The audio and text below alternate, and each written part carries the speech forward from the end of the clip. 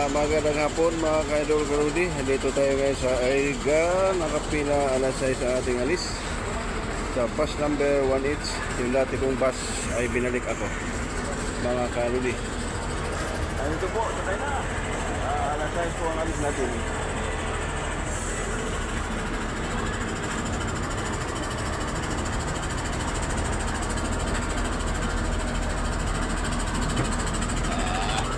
Ito yung aking kasamang bait na driver, si Kuya Manto.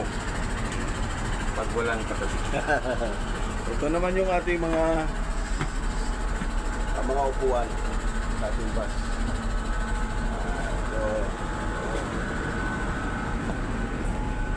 with GR,